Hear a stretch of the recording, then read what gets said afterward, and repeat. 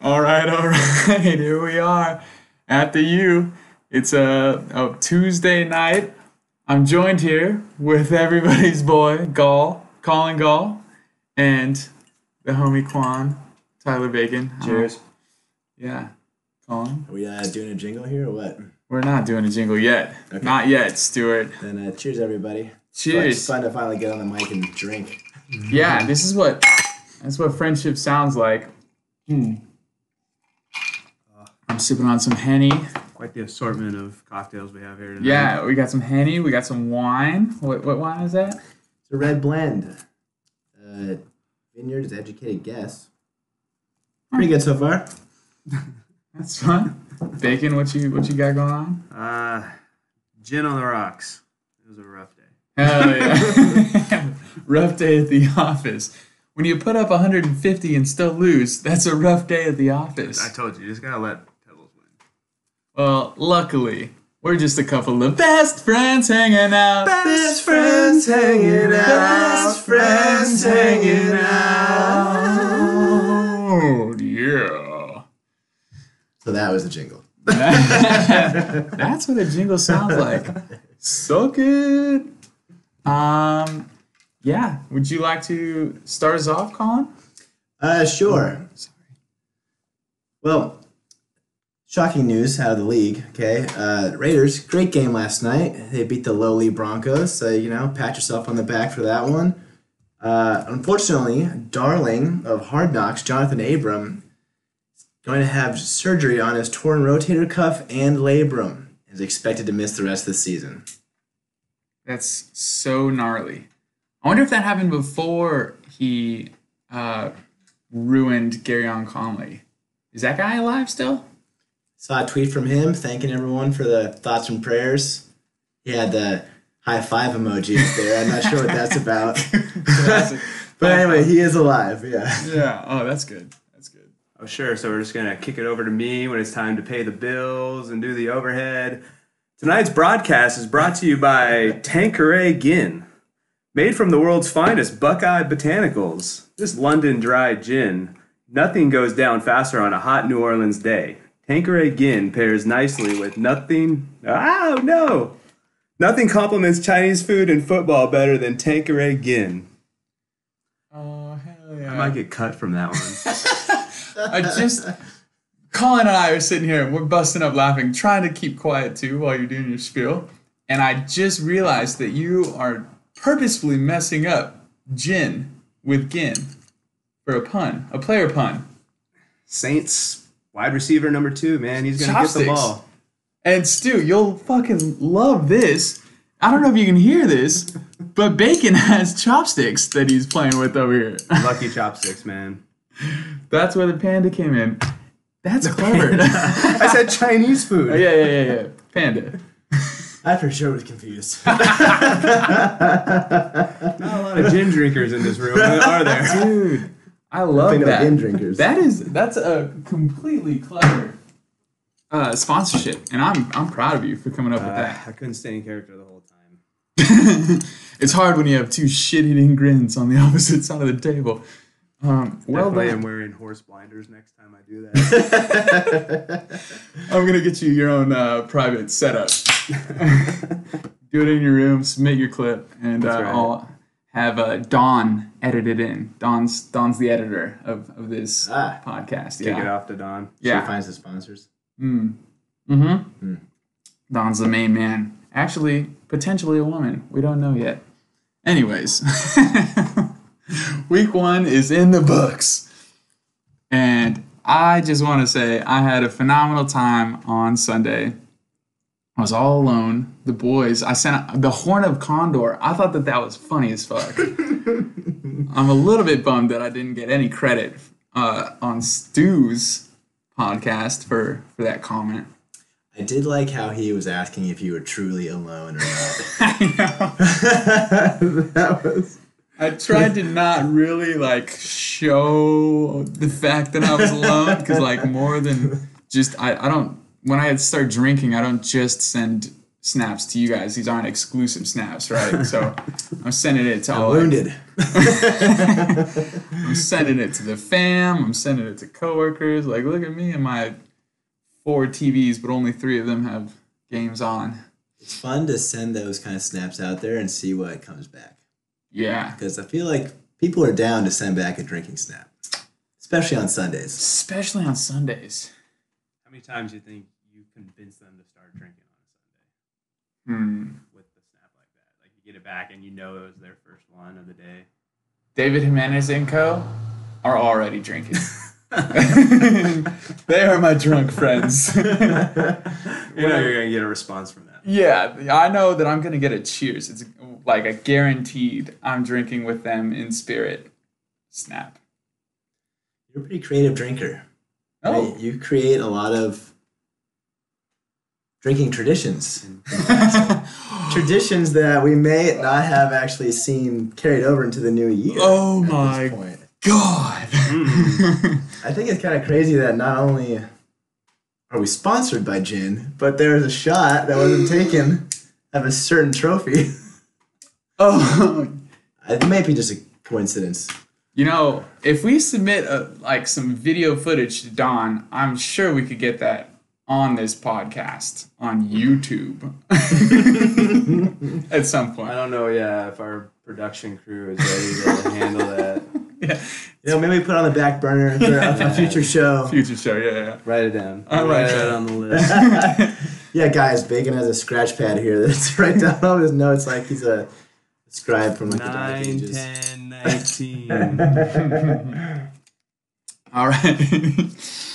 Yeah, let's write it down. It's on the list. Also, yeah, you can keep track of all the bets that I randomly make.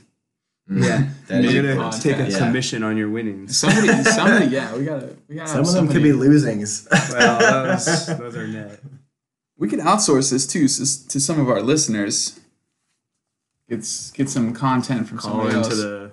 Some engagement. Some engagement, yeah. Besides the likes, obviously, smash that subscribe button. We all live for likes. Yeah, we all live for likes. Okay. Speaking of last week, I made picks. Apparently, I'm not very good at picking. I was completely average. I went 3 for 3. I chose myself over Adam. I was completely correct. Yeah. That's right. You won the money this week. I won the money. And I didn't think that I had a chance at all. Who would you have put in the top 2 for the money pre Sunday morning? Pre-Sunday morning. Fuck. Pebbles, probably, and Stew. Pebbles and Stew. Those were But my... that was still when we hated Marlon Mack, though. For the record, I texted Stu, and on draft day when I was talking with him on the phone, I was into the Mac pick. It seemed logical, and I know he got a lot of flack for that. Mac proved us right. Return of the Mac. He produced last year. I think he just got a good matchup against a Charger team who always underperforms. Week 1. Only week. If only just week 1. But what I mean to say is they definitely play down to their opponents. Yeah. And like with Brissett at quarterback now, there's only a matter of time before teams start stacking the box. Yeah, that was for sure the biggest reason to hate on the Mac pick was the Brissett. And that was right after the Luck news dropped too. So Right. that was It was fresh. I thought it was a bold take. He produced for sure, undeniably. But at the time, he was on my do not draft list. Mm-hmm. Although maybe my list means a little less than others. Bacon, did you even have a list at draft? Like, where was Mac on your list draft weekend? Khalil Mack? There's your answer, folks. There it is.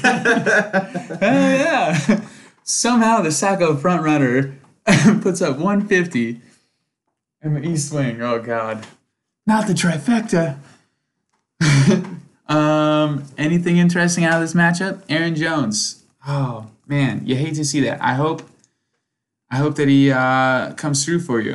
This is a guy that I liked preseason and didn't work out this time. But running against the Chicago Bears, like, I don't want to sign up for that. I don't want Ezekiel Elliott to do that. That game was pretty boring, honestly. It was awful.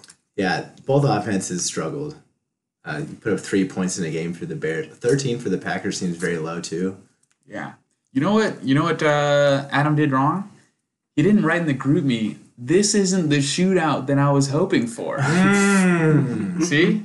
That's how you... I should have done that in the fucking Patriots Steelers game. Yeah. I think Roethlisberger got me less than 10 points, if I remember correctly. Yeah, 9.74. Thanks, O'Malley. Big Ben lost so much firepower this offseason. Bell and Antonio Brown out. Teams just aren't afraid of Juju on his own. Yeah. Ben's a year older, a year past retirement. Right. He was retiring last year. He was thinking about it. And he came back. He's thinking about it. He's still got it. He wants to prove that he doesn't need AB to be successful. That's definitely a theme that I'm interested in, is wide receiver 2s that were elevated to wide receiver 1s, and if their production matches what they did last year or exceeds it, or if they fall. Juju obviously is a good example. Tyrell Williams in Oakland now. That Brown is gone. Yeah. Sterling Shepard in New York. All these guys who are good, but that's because they're getting like the second or third corner. Right. If they're getting the number 1 corner, how are they going to do? How are you going to fare? I'm sure Juju will be fine, but, who knows? Something to watch. I feel like a lot of that depends on your offensive coordinator too, right? Like we hear so much about these schemes that people are doing, like having your top receiver in the slot, and all of a sudden, like Odell in the slot sounds way more gnarly to guard than Odell against your top cornerback.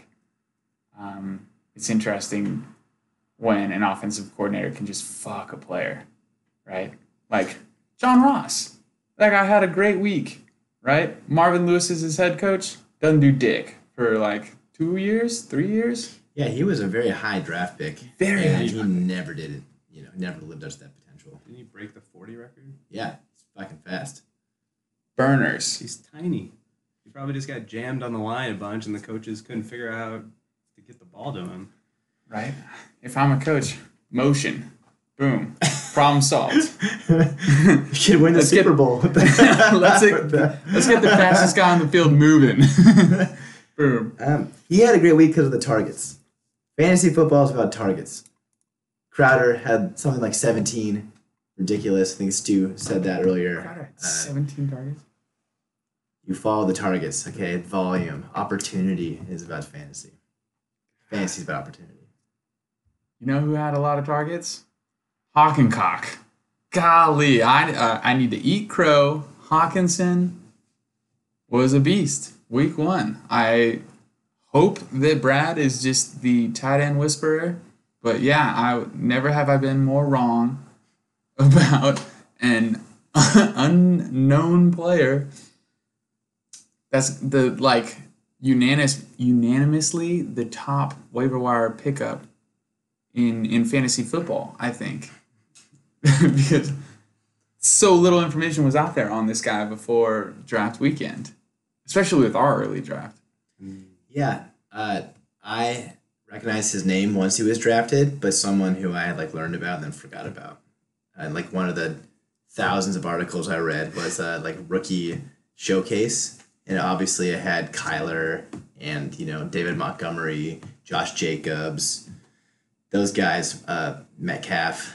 And then Hawkinson was the last guy on that article where, you read it, Lions, historically are not that great. Stu hates on their run game, rightfully so. And so it's rookie tight end going to the Lions. They highlighted him, obviously, for a reason, but I forgot about him until the moment Brad drafted him.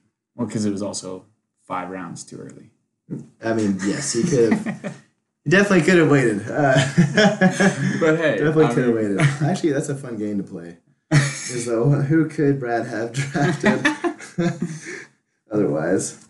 I think Hawkinson is a perfect example that a trendy team name can really carry you to stardom and fantasy success. Humphrey's sex store is a solid example. You name your team after a bench player. Your starters are going to oh, it's gonna light a fire under your starters, right? That's the reasoning for my team name. All right, on to the What's next. undeniable is that Hawk and Cock is here to stay. Hawk and Cock is At least in here name. to stay. Always in spirit. In the West Wing. Fuck yeah. Will go down in infamy as one of the greatest draft weekend memes of all time. Oh my god. And possibly greatest Sacco titles of all time. My God, if Brad wins the Sacco. If so- The trophy will definitely say Cock. Let's just say. That's a good idea. All right. Sacco coming to the West Wing. Hopefully the Sacco just leaves the U. That's what I'm... We all can get behind that, Yeah, I feel like. Yeah. Yeah. Cheers to that. Yeah, okay. On to the next correct matchup that I got right.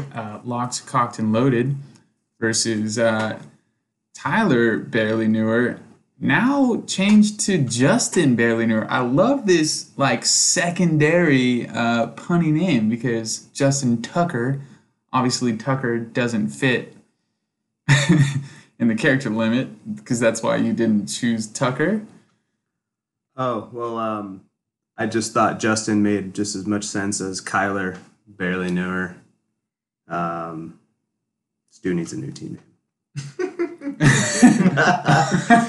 Yeah.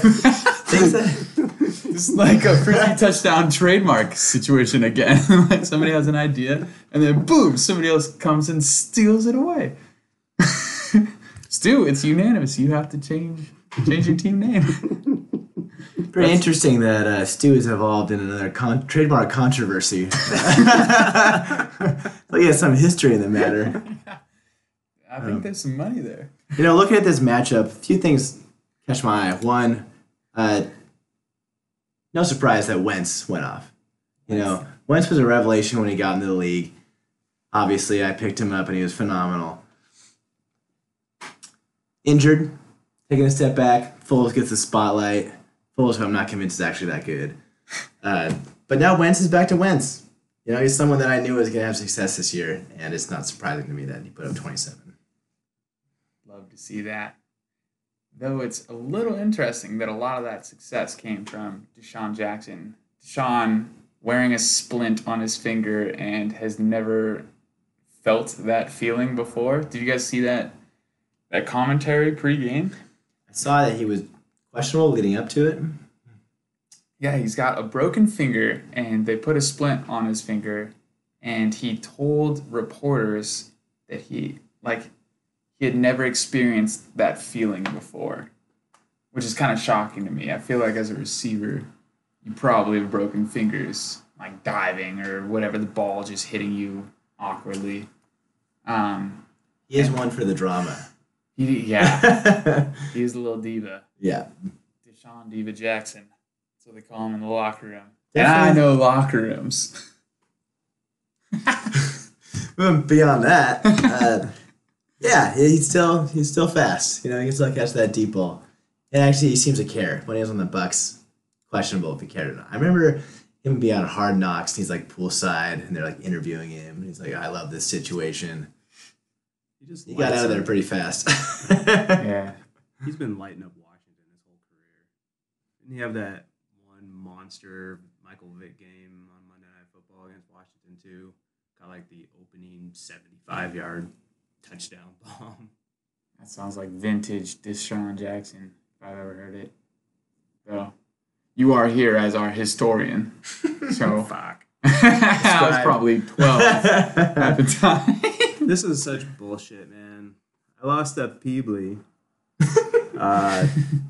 Tyler Lockett had one target on the night. It was a 40-yard touchdown, 12 points. Hate to see that. One fucking target. I could have started Brady. Thanks, Scott. Those two things, they were swapped.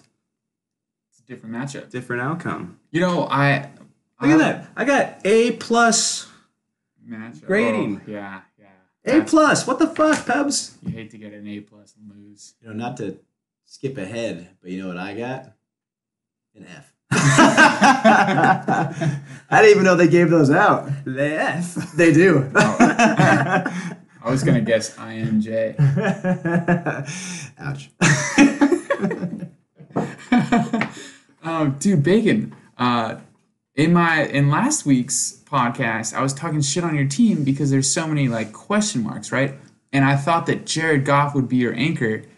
Little did I know that it would be an anchor in the negative, like the ship way, where it like held you back. Like your whole team is trying to get this ship moving, and Jared Goff is just in the coral reef, just fucking up everything. I didn't see that one coming. Let's just say there's a quarterback controversy in camp. Justin barely knew her.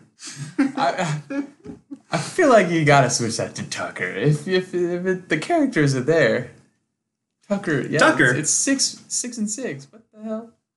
Tucker barely knew her. I also want to compliment Bacon on hitting on nearly everything. You put up 153. Defense and kicker both double digits. God. Le'Veon Bell, who I was big on before the draft. Yeah, I dropped my Sacco ship, Jarek McKinnon draft pick. Flipped him for Jadeveon Clowney. That net 2 points. That was almost worth it. You mispronounced Jarek McShitten. Dry trophy. I'm sorry. I haven't Dry trophy. You haven't really gotten used to it yet, have you? It's okay. But yeah, good showing, dude. Week 1. I wouldn't be that bummed about this I loss. told you all that the Sacco is leaving the East Wing on my watch. Yep, that's the Sacco way. You win the Sacco and then you win it all. Get it out of here. That's the trend of. I have done Frisbee that touchdown. before. That's like. That was with Black Magic. Hey, but I did my time. It's a new cycle. A whole new cycle. You saw what happened last year. All three. I lived it. First Three shotguns, I lived it. Oh man, yeah. That's right, I faded you. Betting on the East Wing is not necessarily a great thing. East Side. East Side. Yeah, tough L this week, but we'll bounce back. Coming for you, Adam. Yeah. Oh, baby. I like that. Yeah. Adam, rivalry week matchups are like a sure win.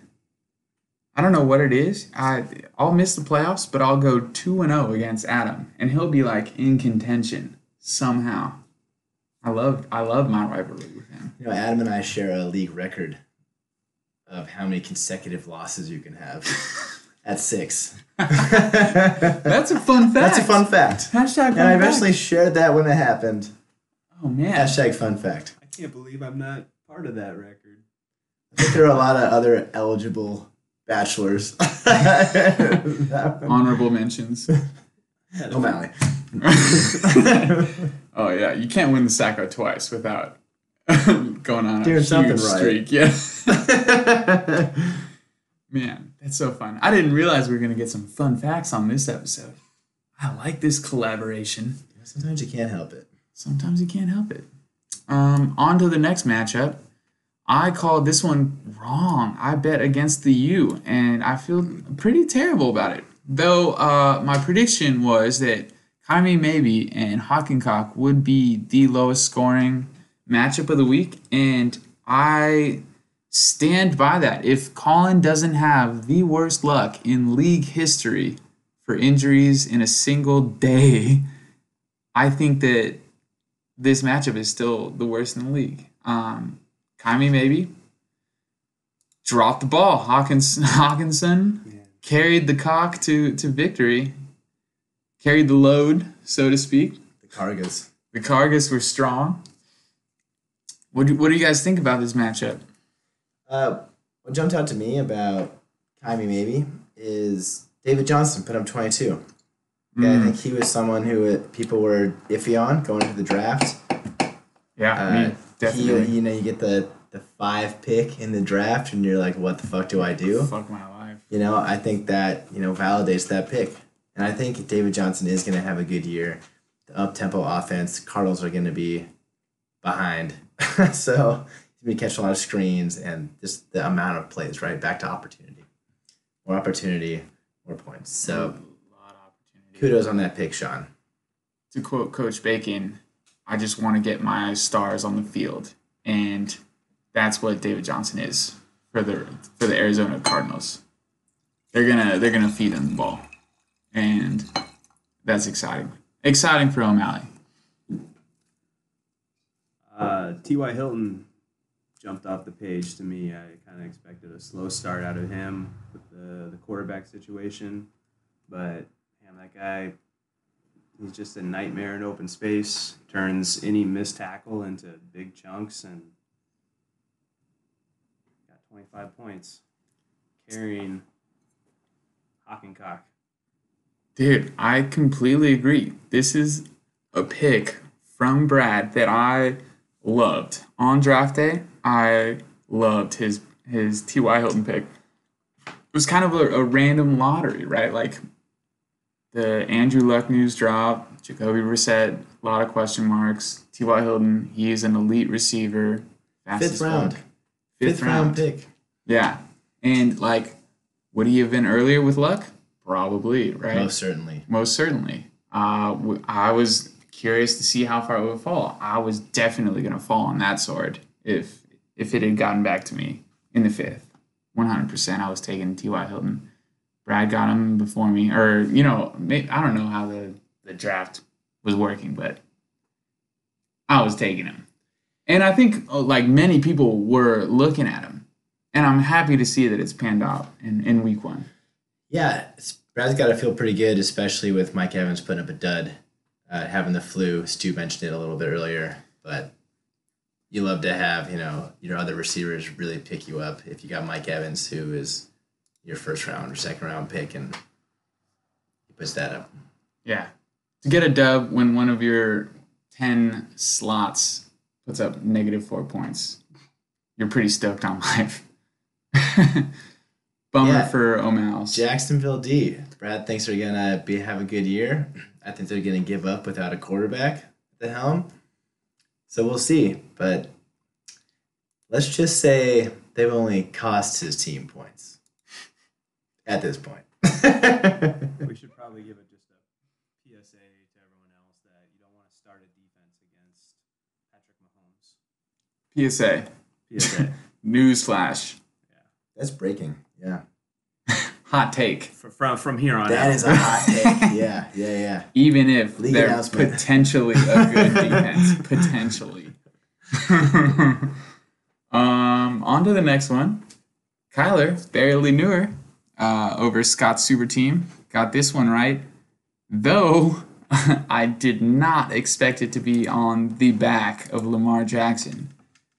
That was by far the most shocking storyline of this. Well, also Denver defense putting up 0 points. That game went entirely different from what I thought would happen.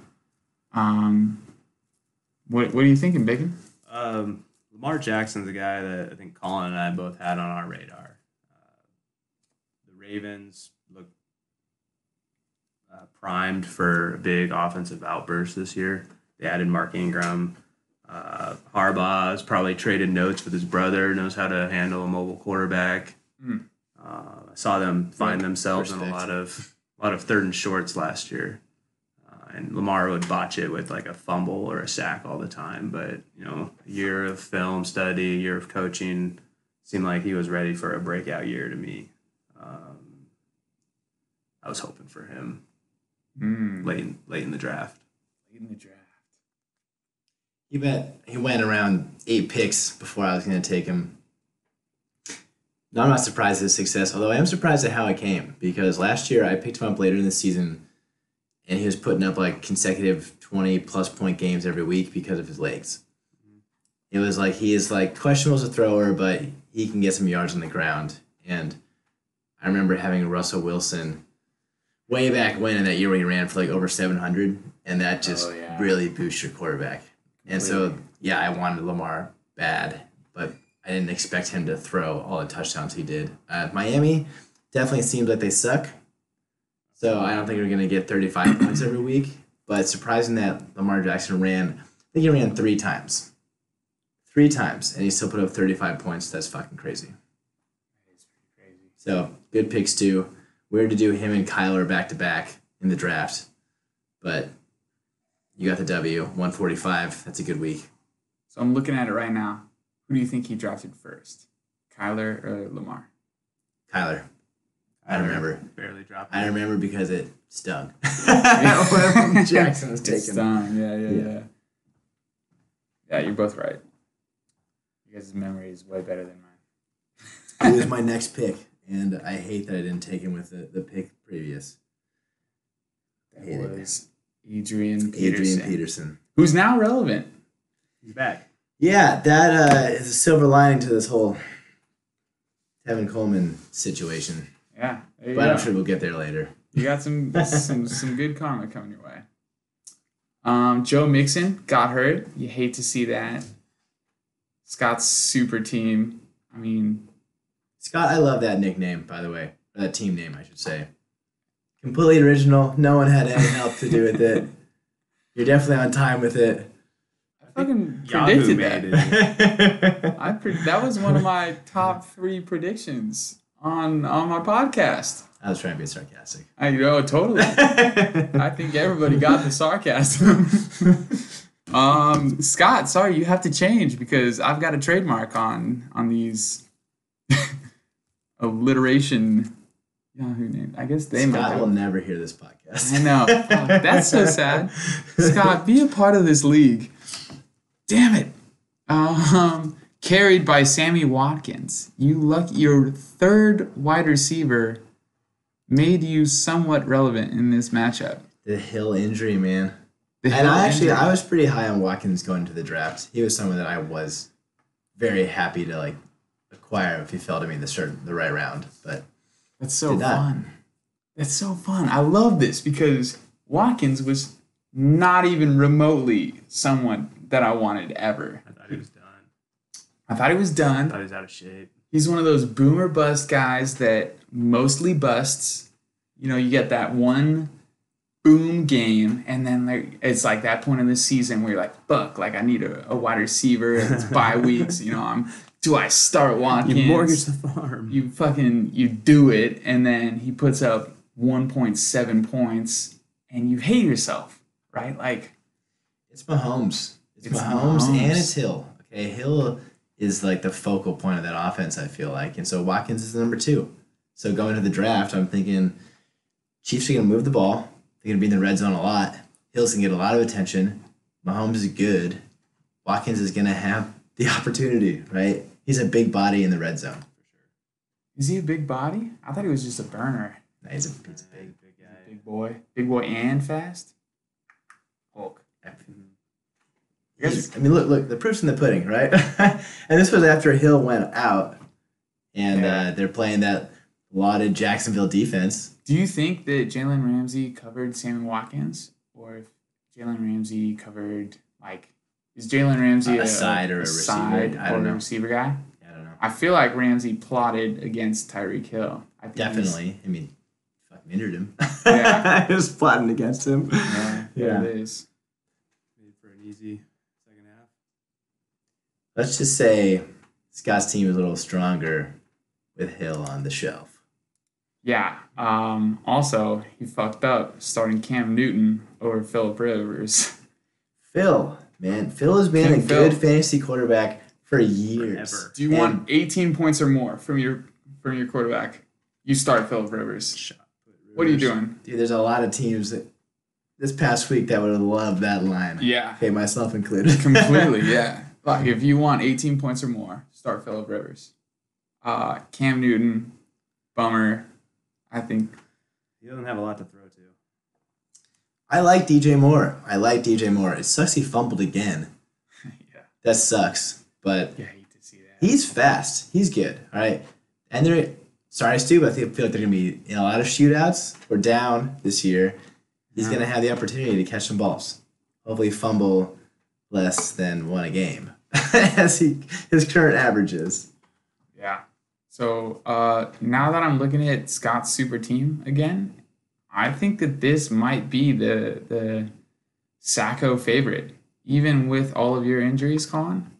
I mean, Devontae Adams, 5.6 points is nutty. That's not going to happen again.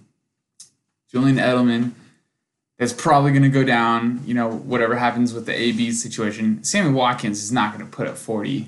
He's not going to put up 20. I think this is a ridiculous feat. Joe Mixon got hurt immediately, so that was handcuff. He's got Gio, which is good. I would personally start Gio over Tariq Cohen, or especially Kenyon Drake, especially after that drubbing. You guys think Kenyon Drake called his agent to try to get off of Miami after that game? You think he was one of those players? Dude, I hate those reports. That's so lame. It's super brutal. As players, you are part of the problem. Yeah, he seems like someone who doesn't know his own worth and is trying to get out of there. God. I like Scott's team. Okay, you look at his bench. He's got Diggs, who was coming off an injury. Oh, yeah. He's got Phil, who he can throw in there for Cam if Cam has consecutive bad 18 weeks. points, guaranteed. Carlos Hyde, I think, is a sneaky good right now. Okay, he was involved in the Texans offense. You're right. He's got the handcuff to Mixon. I made the mistake of looking at his starting roster. I didn't look at his bench. That's on me, Okay, we're back to the East Wing for the Sacco. All right, moving on. We actually want to recognize that last statement. I think Tariq Cohen is a boomer bust in that lineup. I think Jared Cook is going to have a fine year on the Saints. I think Kenyon Drake is a question mark, but I like everybody else in Scott's lineup. Yeah. Annoyingly so. I think Jared Cook is definitely a solid tight end. Probably going to finish top 5. Unless Michael Thomas he was no Austin Hooper this past week, but... Ew. I got this next matchup wrong. I bet on Havana's Mahomes, and disclaimer, that was with Antonio Brown on the Raiders roster and going to play. So with Antonio Brown, I think Evan wins this matchup, but he didn't, and it didn't. That's what fantasy is all about, real-time updates. You never know who's going to wake up with the flu like Mike Evans, and you do have the choice whether or not you want to start Jameis Winston, and if given that option, I'm saying no, generally. But Bill, he sent it. He tried to stack Jameis Winston and Chris Godwin, which, it worked out. They got one. Godwin scored. I think that's a win. There's a lot of momentum for Jameis in the offseason, and I don't know if this is the Niners defense being better than expected or Jameis being Jameis. Yeah. But the stack he should have had was Jameis and the San Francisco defense. That's what it was supposed to be. I think I saw a tweet today that was like, 49ers are now starting Jameis Winston at quarterback. It was a hot day in Tampa. I'm sure the heat affected Jameis's play a little bit. Oh, my God, yeah. Players were dying. It was 96 degrees outside. That's not even on the turf. And then there was a report mid-game that the 49ers air-conditioned bench had cut out. Surprise, surprise. Mm-hmm. Shocking, yeah. Mm-hmm. You think that was by design? Let's just say I know a coach who might think so. Let's just say there's only one story anyone cares about in this game, and it's the hashtag Bosa bet. The hashtag Bosa bet. I love that the league is fully aware and fully on board with the Bosa bet. Fun bet. It's a fun bet. It's a fun bet. It's a kid brother trying to live up to his older, more successful brother's career numbers. It's a fun game to play, when you're playing the lowly Buccaneers, you can get a sack. He should have had 2, but Jameis shook him in his boots. Hey, you wear the quarterback out. Love to hear about a good boot shaking, am I right? Yeah. I mean, this is so fun. What are the terms? I feel like we need to up the ante just because of the involvement of everybody. So definitely, I do admit that I also forgot the terms for a second. It's on the Facebook group. I think it's a 6-pack. Actually, I gave you odds. It's a 12er and a tall boy if Baby Bosa wins, and it's a 12er for me if the real Bosa wins. Don't call him Baby Bosa. He's Baby Bosa. He's medium Bosa. I actually made a spreadsheet to like keep track of all the sacks and add them up. Hashtag Google Docs. Yeah. And I called him Baby Bosa on my spreadsheet. Fun fact. Younger brothers generally do better than the older brothers because the older brothers spend so much time just bullying their younger siblings that the younger ones always toughen up at a younger age and just sack up and deal with it and rise to fucking victory, which I will have. Yeah, so I'm looking it up right now. It is a 12 pack on the line. Little Bosa gets a tall boy thrown in. Little Bosa. Okay. Yeah, That's what you wrote. You wrote Little Bosa. No, I know. That's why I'm remembering / changing officially to Baby Bosa. I would love to get some extra stakes. You were talking earlier about having the league involved in some stakes, and Bacon is, he's chronicling them as the scribe of the league now with the pad. I'd be interested to hear what people have to say about how can we make this a little more interesting. What happens on like fumble recoveries, interception returns? Is there any side pod action? That's an interesting take. Tiebreaker. The strip sack, who could be a good one. Strip sack? I don't necessarily want to add like more things to the bet, but I'd be curious to hear what the fans have to say about the terms of the bet, because I could be open to changing the terms. Definitely, if we add a poll to the group me. Only if we have one both in the group me and on the Facebook group. It will have to be posted on the Facebook for sure. But yeah, I mean that's Frisbee Touchdown 101. We got to rabble about it. We got to have some input from the league. Everyone wants to have their voice heard except for Scott.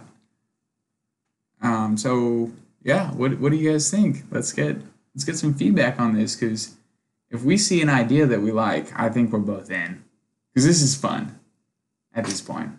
I do agree to things. I know. I've never regretted a bet against you. They're already touching tips. So getting back to the matchup, I have a comment about Evan's team right now. Dude, I got it too. One, you're lucky to have Saquon Barkley. Saquon. Two, Saquon these nuts. you were lucky to have Old Town Road as your walk-up song. That's crazy. That's like that's a double win right there. That actually might be more valuable than the Saquon saw himself. Yeah. But three, the biggest thing is you have missed the opportunity to name your team Saquon D's Nuts. I can't believe it. And now you can't. No, now it's out there, because now it won't be original. You can't do it now. I mean, it You missed was it. out there, and we were going to let you do it because you earned the right to do it. 'Cause Somehow, you got to Pebbles, draft. Somehow, Pebbles. Never again are we letting Pebbles go first or 12th. Never. He had home field advantage. He had home How field were we advantage. supposed to take him down that I weekend? feel like he didn't take much advantage of the home field advantage. Going to his sitting room and then frantically typing and then and then running back and running back. Yeah, I was pretty bummed to see Evans receivers do so terribly for him, and part of that was the Antonio Brown situation. But Cup with 8 points, the return of the Cup. He's gonna do better. Robbie Anderson, apparently he dropped a sure touchdown. He's always a boomer bust guy. He's a boomer bust guy. Yeah. Sam Darnold was dunking it. I mean, if you throw to Jamison Crowder 11 times, you're not shooting.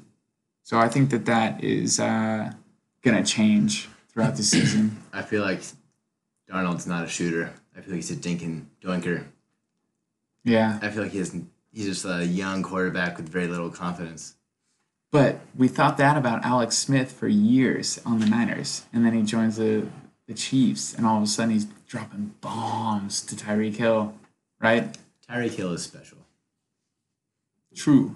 True. It might be about the system, and Sure. like Robbie Anderson had a lot of success last year with McCown at the helm, right? Like Sam Darnold got hurt or whatever, and then Josh McCown came in and was dropping bombs in Robbie's sweet little arms for just. I think you benefited from that last year, right, Bacon? Was that? I didn't benefit from very much anything last year. All right. Maybe that was 2 years ago. Yeah, I think sometimes a backup quarterback can come in and just catch some aggressive defenses napping and sneak one behind that safety. Especially those veterans like Smith and McCown. They know when safety gets too far forward, they've got just enough arm strength to throw it out to space to those speed burners. They are professionals, after all. And those veterans are like, fuck it.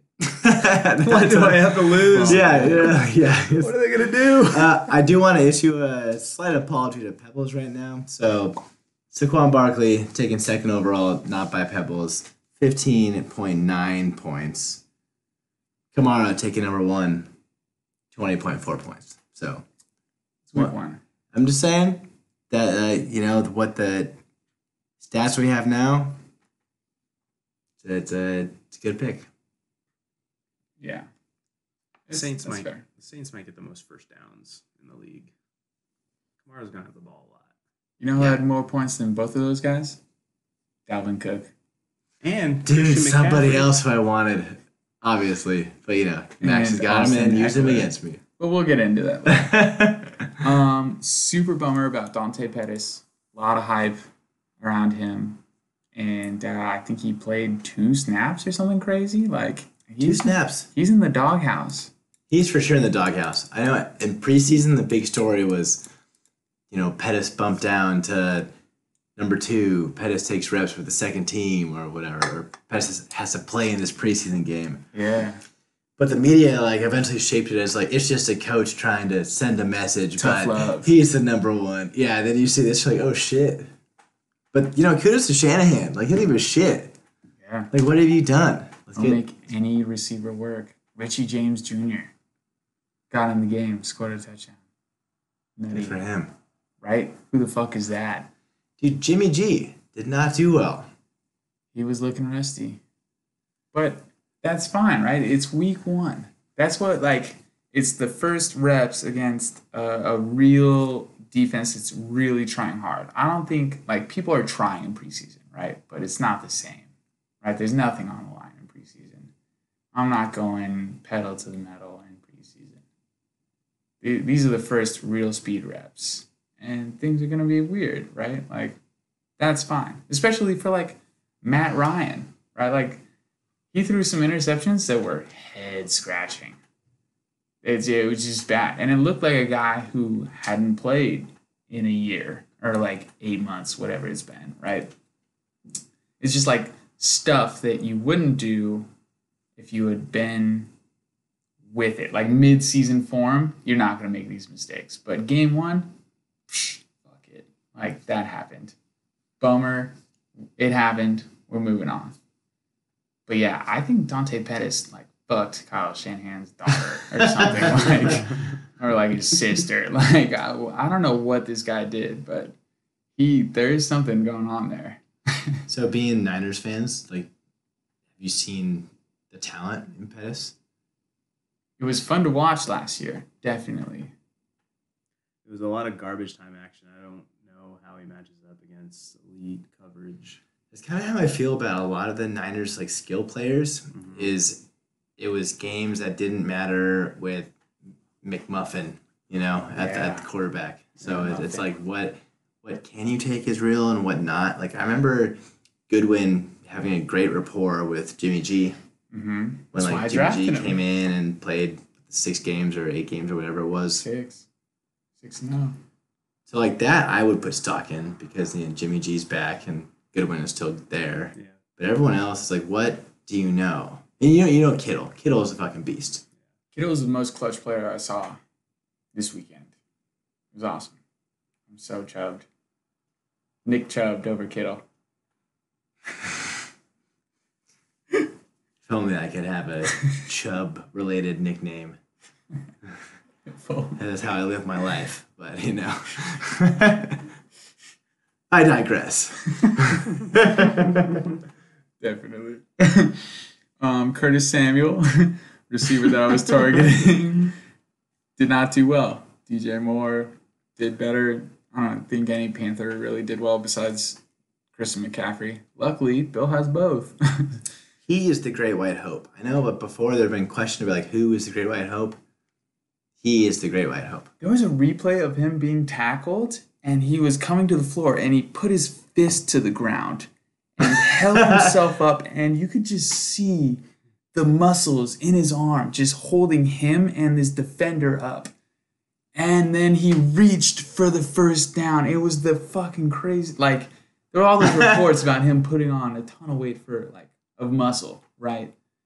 But this replay was video evidence that it is real life. It was just I was a little scared, to be honest, from the couch. Scared. This man could kill me with his forearm. It's not long before he just starts taking snaps for Carolina. Actually, he did that. That's how he scored a touchdown. Wildcat formation. Direct snap to run CMC. Cam better touch up his resume. Cam's. I don't know who would want Cam at this point, right? He was a physical specimen. He was never known for being the best quarterback, right? Throwing accurately. He was known for his ability to run and to create plays because he could escape the rush and then throw somewhere. But if he's now a pocket passer, he's never been a good pocket passer. Never looks comfortable. He's always looking way to the sky, trying to see over people Drew or Brees see downfield. Yeah, but Drew Brees is short. It makes sense. He's trying to stand up tall and see over things. When Newton drops back to pass, his head goes way back. Loses vision of defenders, I think. Yeah, it's a tough pill to swallow how fall Cam may be falling. And I think it's still early, right? I'm hoping for him to be good, but early signs indicate no. Final storyline from this is that Lutz saved the day again. Not only did he win it for the Saints, he won it for Bill. Any less of a performance out of Lutz, then Evan takes the win. So the Saints take their special teams seriously, man. Lutz is a stud. They've got that punter who pinned the Texans inside the 5 twice. Crazy punts. Dropped on the corner and went out of bounds. It's important. It's 1/3 of the game, right? Offense, defense, and special teams. I mean, they're weighted differently, but yeah. Special teams covers a lot. There's right. Offensive and defensive special teams. These games. The Niners lost because of special teams. To the Giants? Yeah. Rip. The Saints are going to have a lot of opportunities to score. And, it's a team that you want your kicker on. How many field goal ops are you going to get? There's going to be a lot with the Saints. Yeah. And Lutz did well last year in the same role. It's I think getting double digits out of him is, the norm. So much so that you might even take a kicker in the 10th round? No, never. Also, fuck kickers. On to the next matchup. Colin Gall really screwed the pooch. Devontis Targaryen was my choice in this matchup against the Njoku Store #2. He's already on to his 3rd name of the season, Uptown Girl. Fuck me, right? Took the L, big time. And I'm trying to think, historian, have we seen a single week failure worse than this? In terms of injuries, you had the most historic injury season last year, or right? You had Kareem Hunt, Leonard Fournette, Jay Ajayi, and Marquise Goodwin. Those are your top 4 picks from last year. And all of those got injured or, injured somebody. Yeah. Has there been a single Can you think of a? Nothing is coming to mind right now, but yeah, that's a tough one to recover from. Even when Max has got a player getting 0 points, You love to see zero from your opponent. Baker Mayfield single digits on his big home opener. Yeah, this was a disappointing week for sure. I feel like, yeah, okay. This happens pretty regularly, actually. Is this the first week always falls on club sectionals, and I feel like more often than not, I'll be playing in a game at this tournament and not really paying attention, and the slim opportunities you do get, half times, check your phone. It's like, this guy's injured. Oof. Happened to me a few years to Keenan Allen when he blew up his knee, and it happened to me this weekend. And it fucking sucks to have, Hill, who is unguardable, go down. There was a point in our matchup, actually, after all of the shit had gone down, where I had some momentum. Mac had the lead, but Cooper was having a great game. Yeah. And both Mike Williams and Tevin Coleman were still in action. Mm. And I was still behind, but there was momentum. And then the Cowboys are just fucking the Giants, and so Cooper, they're not passing anymore. Cooper's done, basically. I don't think he had a catch in the fourth quarter at all. I wouldn't. Coleman was still active, and then he was inactive, he's out. Fuck that. Same with Mike Williams. And it was just like dominoes that go down. Yeah. So I think these teams had bad weeks. Definitely both underperformed to what people would have expected just looking at the paper. It's a rough week.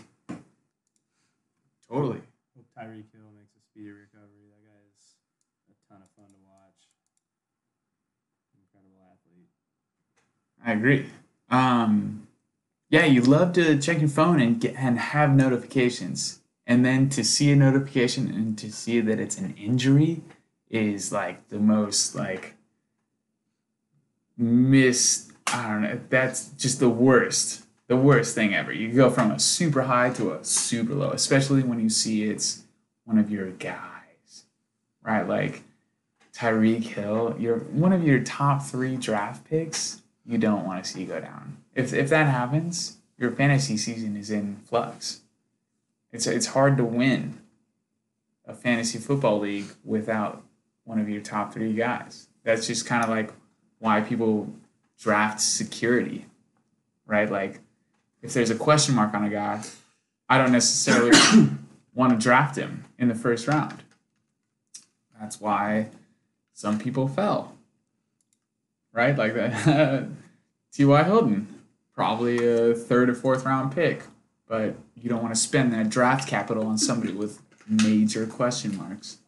It sounds like you're speaking from experience of losing a top draft pick and it torpedoing your season. God, my team was so good without a number 2 overall pick. Imagine if my team had Todd Gurley instead, I would have won the league and been better than Bill. God damn it. Although, I don't think I would have had that fantasy defense. Right. So I probably wouldn't have. That's undeniable. Yeah. But my team was so good. I didn't need the defense. I just needed a first round pick. Corey Davis, no surprises here, 0 points. I mean, I think we all saw that coming except for poor Max. Also, unsurprising, Delaney Walker getting 20 points. Like, Mariota, I think, is not a good quarterback, and I feel like bad quarterbacks go to their tight ends a lot. The tight end is a safety valve, short pass, secure pass. Yeah. Like, I drafted Walker last year, got injured in the first game. You hate to see it. Another club tournament update. Dude, this is classic Colin. But he's going to be the leading receiver in that offense, Delaney Walker. And the Titans are going to be down a lot, and he's going to have a good year. Potentially. That Ricky Brown had some pretty incredible highlights. Also, I was thoroughly shocked by this 20-point performance. I would expect 55 yards from Delaney Walker. 6 targets, 5 receptions, 55 yards, blank. That's what I expect out of Delaney. Not 2 touchdowns. And his day was definitely made by those. Fair. Yeah. I don't expect the Titans to score that much, especially with Derrick Henry. Derrick, who the fuck can trust Henry? Yeah, I totally agreed. All that. I think Walker getting only 6 targets will be lower than average. I agree. Yeah. I agree with you on that one. Like he could easily get 12 targets in that offense. Like if they're playing a team that actually is throwing up a defense. You're still hating on Derrick Henry? Yeah. Oh, yeah. He's the lead back in that offense. Who else are they going to give the ball to? Just because you get the ball doesn't necessarily mean you're going to be any good with it. And Devontae Freeman. There it is. Yeah. See. Also, Derrick Henry has been so bad for so long. It was just like a spurt, which has continued to this game somehow. So that's, to your luck. All I know is I'm never going to tackle God, no. Let's just say no one in our league is going to make a tackle against an NFL running back. All right. How much money what's the minimum amount of money that you would take to stand in front of Derrick Henry to try to tackle him? Stand there. You have to. I can't, you hit have to him from try. the side. You have to try to tackle him, and you're upfield. I'll take $1,000. The minimum you would for like You a got to pay the concussion. medical bills first. See, Bacon's 40 wise. grand Bacon's or wise. something is where it starts, I think. 40 grand? It's America, dude. You're gonna be concussed for. I don't know if it's week. for sure that I'm getting concussed. You're trying to dive in. I'm getting run over for sure. Yeah, is this guy just going to run through? Is he going to drop a shoulder and rhinoceros me into the air? Super Bowl is on the line. You versus him. If you stop him, he's trying to score at I don't even all want- costs. Go after his knees. Those legs are as big as our torsos. I'm just going to grab the face mask, I guess. He's the funniest dude to watch live.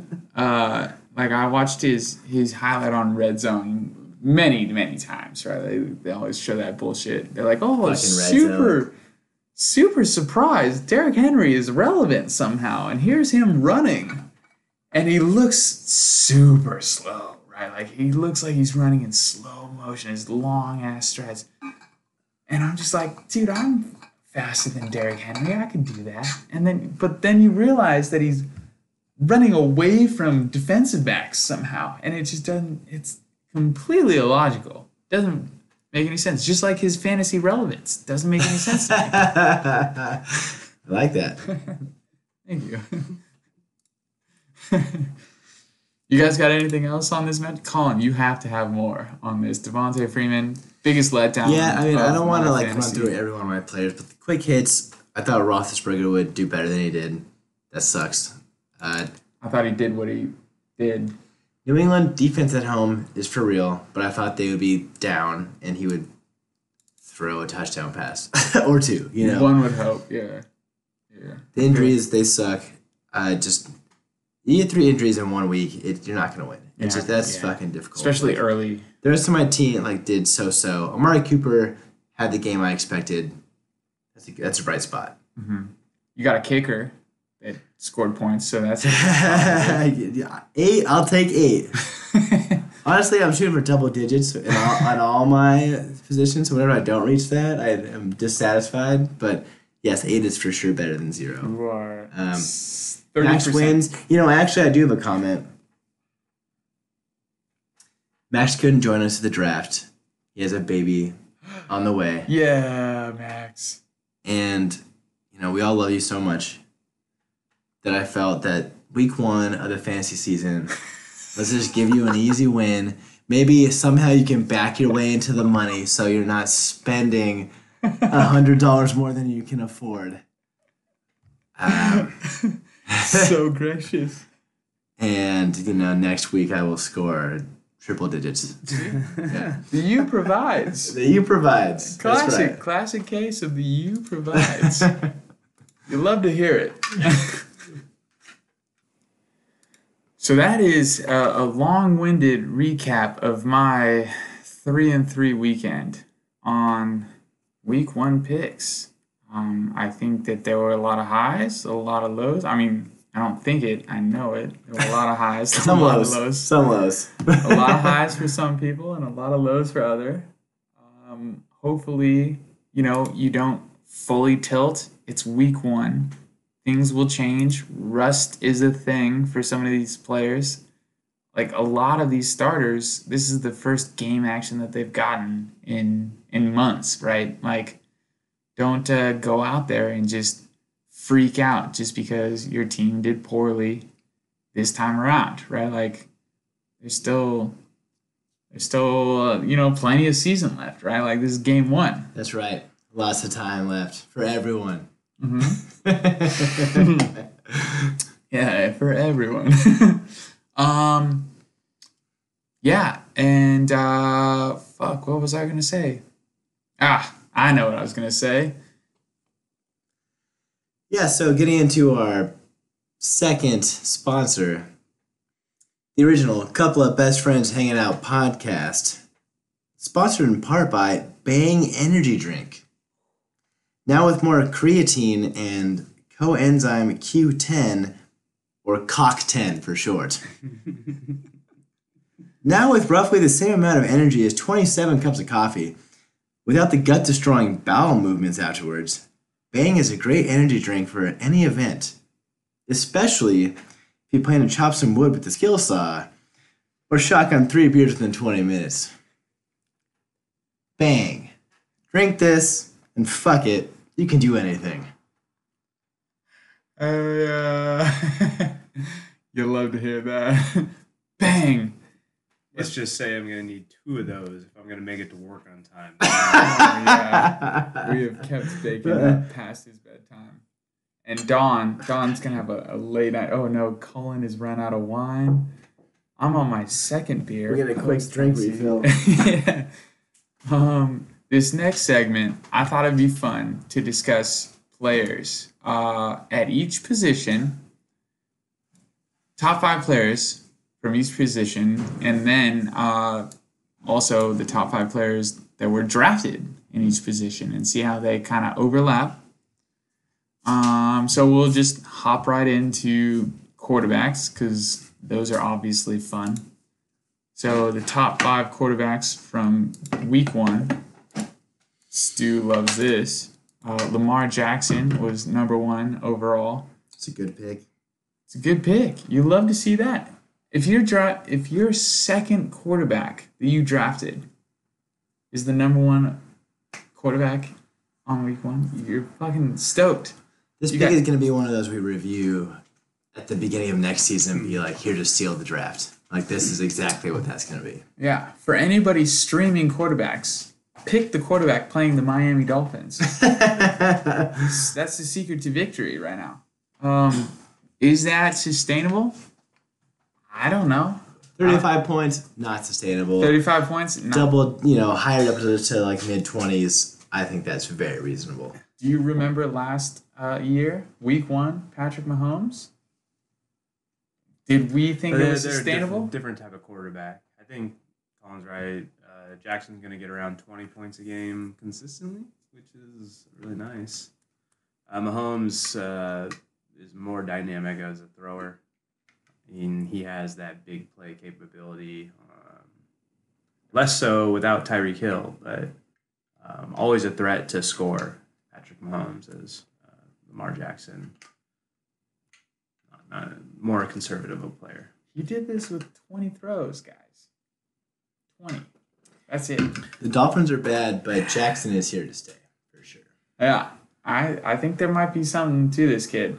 He didn't even rush, right? Like we already talked 3 about. rushes. That rookie wide receiver, Brown, going off. That's an interesting storyline to follow. Those points died on Stu's bench, but as Honestly, As they should as have. fantasy is, As they week should 1, have. you got a lot of unproven. I see that pick as phenomenal. Okay, you struck gold with that. Struck gold. Okay, You can't personally, start him. I'm always trying to find the use those late round picks on the up and coming rookie, someone who's like a question mark, Totally. and then if they fail, you drop them. Whatever, you're gonna drop that guy anyway. If they succeed, then that is a steal. So that combo actually too. Stu gets Jackson and Brown. Could be nasty. Maybe this team will get a playoff win this year. Could and be. by that I mean Stu's fantasy team, Right, which usually is yeah. hard to come by. Somehow he's struck gold, drafting Lamar Jackson and a rookie wide receiver. That's what it's gonna take. Anyways, Lamar Jackson, number 1, 35 points. Dak Prescott, number 2. Would not have guessed that. Deshaun Watson, number 3. Patrick Mahomes, everybody loves him, number 4. Case Keenum, number 5. And I'm throwing Matt Stafford in at number 6 just because Case Keenum and Matt Stafford both were undrafted free agents. And they were top 6 quarterbacks. And this is why you don't draft quarterbacks early. Case in point. I mean, luckily, Deshaun Watson and Patrick Mahomes were the top 2 drafted quarterbacks, and they finished in the top 5. You love to see that. But out of the top 6 that finished in week 1, two out of the top 6 were drafted as top 6 quarterbacks. Right, but you don't expect that kind of consistent production out of Keenum and Stafford. They're just on bad teams. There is some value in taking a quarterback that you're going to get consistent production out of early rounds. Consistent production is key. I definitely am torn on the debate, but it's hard to argue against a sure thing. I think where Mahomes is taken, Stu mentioned it on his podcast too. It was if you're going to get a surefire 25 points every week, 20 points every week, like guaranteed. That's not risky. You love to hear it. On the other hand, I feel like every year there are quarterbacks on bad teams who go undrafted because they're on bad teams, but consistently put up numbers because that team is always behind. Yeah. And Stafford's not a terrible quarterback. He gets some good receivers when they're healthy. He loves to sling it. And he has to sling it. He loves to sling it, and it's a perfect combination, Their coaches never like to run the ball for some reason. Because they're always losing. Kerryon Johnson, yeah. Starting from the first quarter, they're down somehow. Yes. They got the black tie mentality. We're already down. God damn it. Yeah, so the top 5 drafted quarterbacks, Patrick Mahomes in the 4th round, finished number 4. That's, fine. Deshaun Watson, my boy. Boom, boom, boom. Was the number 3 quarterback on the week. Aaron Rodgers was the next quarterback off the board. The 24th quarterback this week. QB 24. That's the end of page 1, essentially. You never want to scroll to it's page 2. It's a tough defensive draw. But also a good example of why it's risky to take an early quarterback. Yeah. It's also the first game of the year. Yeah, I talked about the shaking off the rust and shaking out.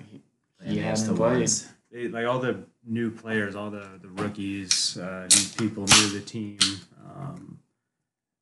They don't know how the pace of the game goes and how the refs handle it. All the players that play on Sunday, they get to watch the Packers and the Bears screw it up on film a bunch of times. So they instantly go, okay, well, I'm not going to make those mistakes. I'm not going to make that mistake. That's an interesting point. The Thursday game before the season truly starts. How fun. Do you guys think that every single, player watches that? You think, 90%? I probably would say 80%. 80%? I mean, this is completely arbitrary, right? Like, No, for sure. No, I feel what you're saying. I think some people are just like, my team is it. okay, the black tie mentality. It's my team or die. Or they have families or doing like family stuff before the season starts in earnest. Like there's, Peyton Manning in the film room till like. or you're just 11 doing your thing that you always do. Yeah, They don't. A lot of them have like friends and stuff on other teams. that's also true. What are you doing? What are the other 20% doing? With Dude, their time. I think they're in it, man. I think they're watching. They're bros, just like we are. I know a lot of them play fantasy football too.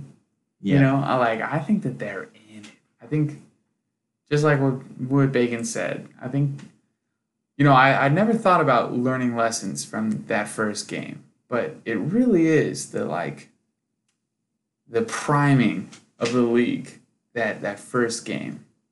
Everybody sees all the bullshit that's going on and like, oh yeah, like why would anybody do that stupid ass mistake? But come game time, it happens, right? Like, oh yeah, I shouldn't do that, right? Like, it's just a refresher of sorts, which is cool. Yeah. On to the wide receivers. Even though our league was a running back heavy league, I went with receivers first. So I'm going to start with receivers drafted this time. So Hopkins, the first receiver drafted overall, neglected by his boy Colin. I abandoned my child. And you paid for it too dearly. At least for one week I have, yes. How sad. You're basically without a first round pick right now. Essentially. If we count Hill as a steal in the second round, then yes. Yes. That's what we're doing. Hopkins drafted 9th overall, finished as the number 5 wide receiver with 27 points. 27 points is pretty fucking respectable. That's so receiver. good. Yeah. That makes me have buyer's remorse for sure. Yeah. I mean, and the fact that he finishes number 5 with 27 points. We really look pretty respectable. Hell yeah. And it's not just the hair, boys. Odell, drafted 11th overall, finished number 42, receiver number 42 with 10.6 points. I think this was one of the big storylines. This is actually what Adam and I were texting all day long on the couches on our own. We were both watching independently but together. And his big summary. It is collusion. I missed the first half of the first games, and basically he was saying that the Browns offense sucks, the Ravens are good, and everything's upside down, but other than that, everything's fine. Everything's upside down, but besides those two things, everything's normal.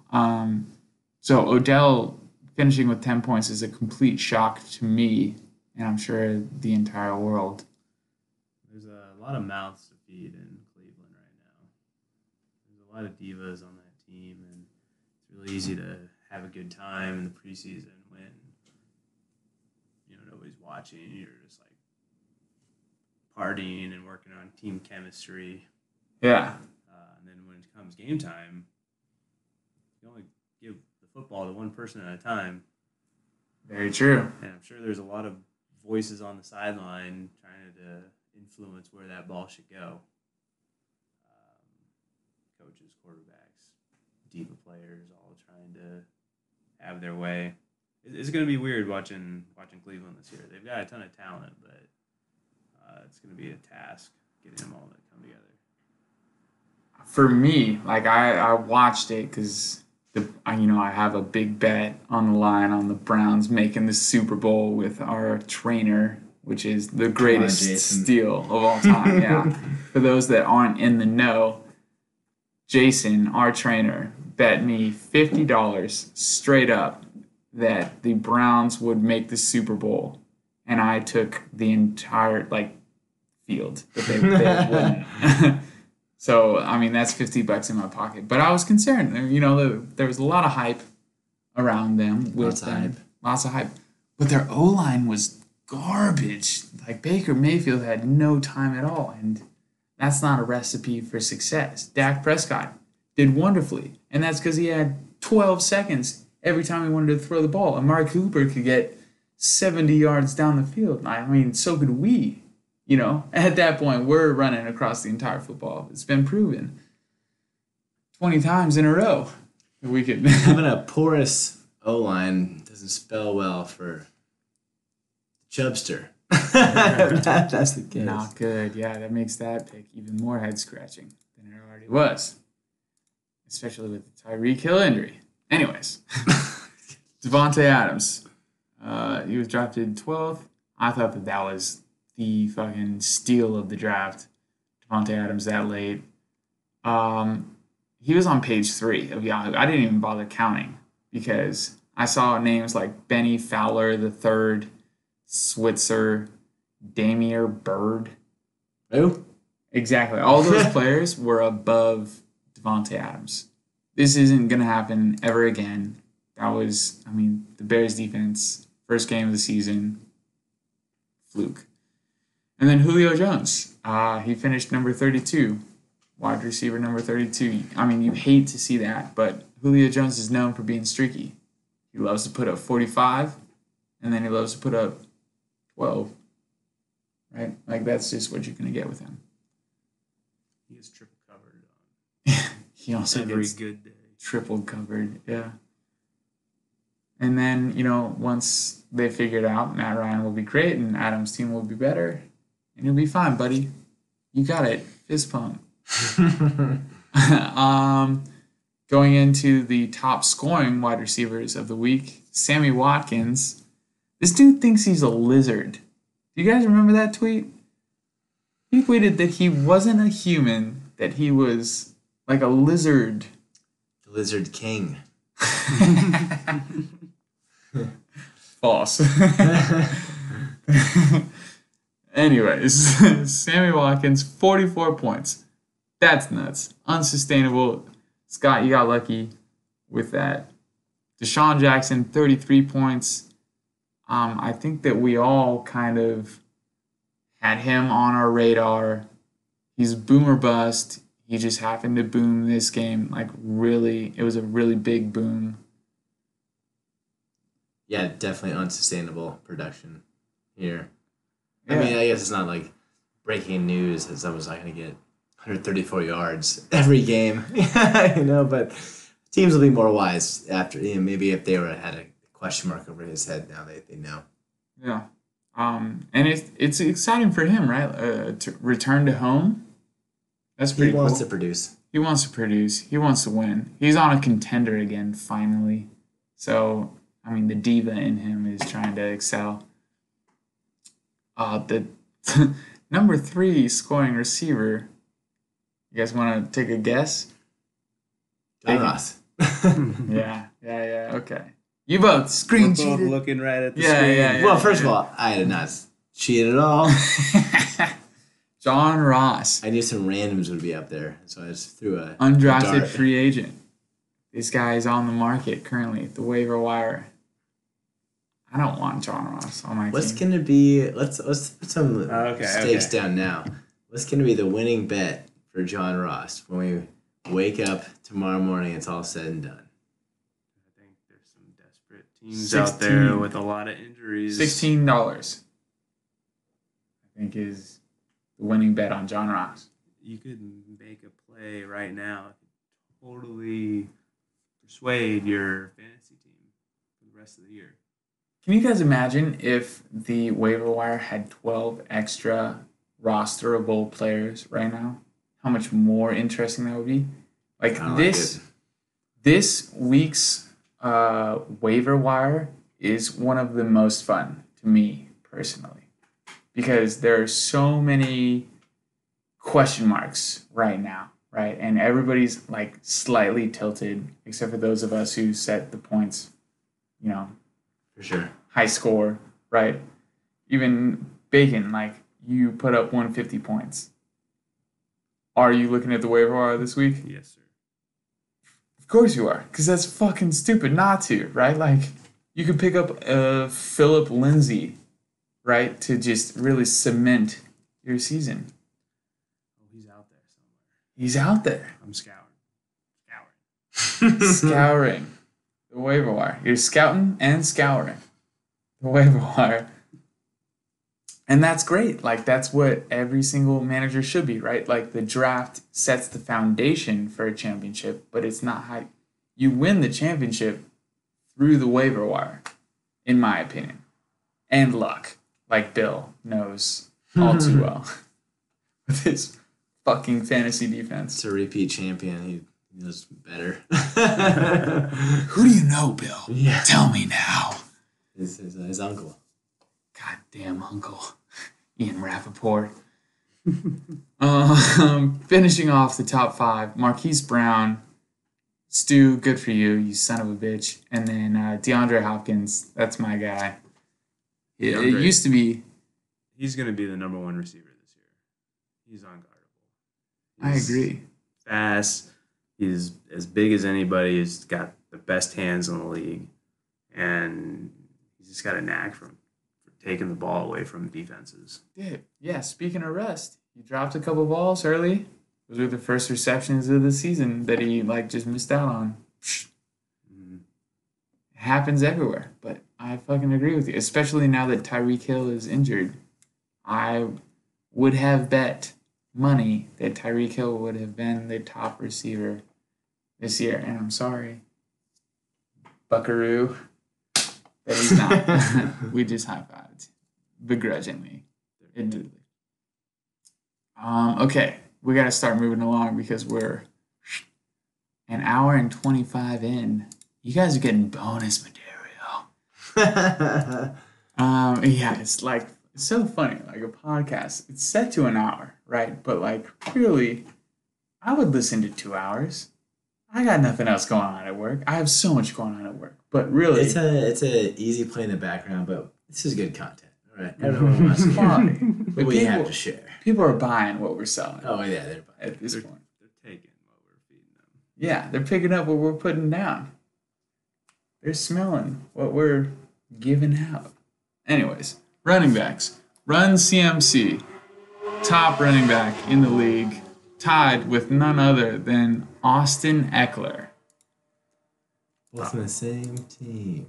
You would have made so much money if you could have bet on Austin Eckler having this kind of a day. I'm sure that Vegas takes odds on fantasy production, right? For sure. Can you imagine picking these two on a fantasy FanDuel or something? FanDuel? You could have won $1 million with this single pick. You choose Christian McCaffrey, Sammy Watkins, Austin Eckler, Deshaun Jackson, and Lamar Jackson. That sounds like a low-budget team to me, right? Christian McCaffrey, you're spending a lot of money on. Eckler's not. Eckler would be boosted, but not expensive. You're spending mid-round money on Eckler. You're spending nothing on Sammy Watkins. Nothing on Deshaun Jackson. Lamar Jackson will get some. Medium on Lamar Jackson. Lamar Jackson and Eckler are probably the same. Choose a kicker like Lutz, right? He's probably a mid-level kicker. Yep. Choose any defense. Who gives a fuck as long as it's not Jacksonville or Denver. Yes. And Evan Ingram, he's a mid-level. Or Oh yeah, duh. Evan Dude, Ingram. No. Choose Hawkinson. Oh yeah, duh. Hockencock for $2 because nobody's buying Hockencock when you can have Ertz or Kelsey or literally any name that you know. All these proven names that didn't do shit compared to Hockencock. Everyone will remember the name. Hockencock. You'll never forget Hockencock. I don't even know his real name. I only know Hockencock. Truthfully. Richard Hockencock. His first name is Richard? Dick? I think it's BJ. BJ Hockencock. That's just too much. Anyways, Derek, who can trust him, Henry, number 3 running back, top scoring running back in the league. That's just kill me with that fucking name. Marlon Mack, number 4. Kudos to Dalvin Cook, number 5. I'm still actually pretty like butthurt about this Dalvin Cook issue because and I'm saying it now, week 1. Dalvin Cook always survives week 1. Hopefully, he gets injured later. Sorry, Max. Don't mean to put that on you. But I was really hoping for Joe Mixon or Dalvin Cook to come to me. I mean, Nick Chubb should have been in this range, but you took him way early. So that's This was one pick. What? No, that's ridiculous. Nick Chubb is not making it back to you on the wraparound over there. totally. No, he's not. That's like 8 to like 12 picks. There's no way he's making that much. Potentially. Anyways, you guys forced my hand. I took Michael Thomas. It's fine. He's great. But yeah, Dalvin Cook looking like everything that we thought he would be. For sure. I was an owner last year. You were Past 2 spurned by- years, it hurt both, but he's talented when he stays on the field. And if he gives a full season of production that he can, that's a strong pick. Strong pick. Yeah, he is RB1. That's like a first round. If he can stay healthy, he will be a first round pick next year. It's For always, sure. in fantasy. always a big if with Which is lucky because Todd Gurley is like definitely a second round pick. So Yeah, I thought Max made a little bit of a reach for Gurley there. Like, my personal board had Gurley in the second round. In the, late wraparound, or early wraparound I agree. area. But I was surprised when Gurley went that soon. I agree with you. And to the same, I think of Max's draft the same way I think of yours. Like, your first and second round picks are interchangeable, right? Like, I think you took Tyreek Hill first round, Nick Chubb second round. And I think that he took Dalvin Cook first round and Gurley second round. And that makes your draft way better in my, I don't know shit about shit mind. No, it makes sense. It's two arguably first round picks, Mm-hmm. which is that's a strong foundation. Strong foundation, irregardless. Yep. Which you love to see. Now a word. You got anything for us? Just looking at you, calling you out on the spot. No, I didn't get to see many of the football games this weekend. It's haven't gotten caught up on all the highlights yet. It's all right. Yeah. I wonder, this could be interesting. If we bought like a league NFL game day pass, like what's the service that cuts up all those super short films? Like the way Ultiworld cuts up Ultimate games. Like NFL game Day pass or something like that. I wonder if what the viewership limit is on those. Because that would be kind of cool to be able to watch your team in 30 minutes, 35 minutes. Well, I hope to be watching it in 3 hours right here with you more often. Yeah. The U is a destination for sure. Yeah, let's really queue up some big weekends. I'm super down to schedule some more than two plus visitor weekends, right? Like, can we coordinate some Bay Area visits? I mean, these don't have to be big deals or anything, but If you can get here, get here. if you can get here, get here. There's no reason to watch football alone. Max, you On set your up bed. all the Sunday Rabble sessions. Okay, I got a calendar invite. Why don't you scatter your way up to Santa Barbara? Hell yeah. And snag Scott on your way up. All right. That's an easy 2 people, 2 hours. Tons of fun for everybody involved. The league eats for free. Anybody who visits the U eats for free. BYOB. JK. But you're also gonna lose at Beard Eye, so yeah. Go fuck yourselves. As far as running backs that were drafted in this order, Kamara, Barkley, CMC, Elliott, David Johnson. Kamara finished number 10 out of the running backs, which is a little bit shocking. Having watched him live, he was amazing. I am very jealous of Pebbles owning Alvin Kamara. I think top 10 is good. I think, obviously out of Kamara, you want top 5 as often as possible. It's that's the investment. But with the randomness that happens in fantasy, True. Getting a top 10 producer at a position, I think, is a win. Yeah, definitely. And 20 points. You can't be mad about 20 points. 20 point, yeah, that's what you want in a first round fucking pick. Good. Yeah. He looks fast. He looks so good. He's bouncing off of people really well. He's in for a monster season. I mean, Bill had a fucking lens up to his TV and noticed how much oil was on Kamara. So he's elusive. That's fun. Saquon Barkley, drafted number 2 overall, finished number 13, RB number 13. Whatever. I mean, I think that is... That actually, I think, is... to be expected. That's fine. RB 13, so he had a bad week. 15 But points. to finish 13, that's surprising to me. He had a bad week, and he's still in the top 15 running back. Yeah, it was a slow day, a slow week for week for running backs. Yeah. 15 points. Ooh. Yeah. Yes, that's it. Yeah. Right. Woe is me. You're not mad about 15 points. It would have been my RB1.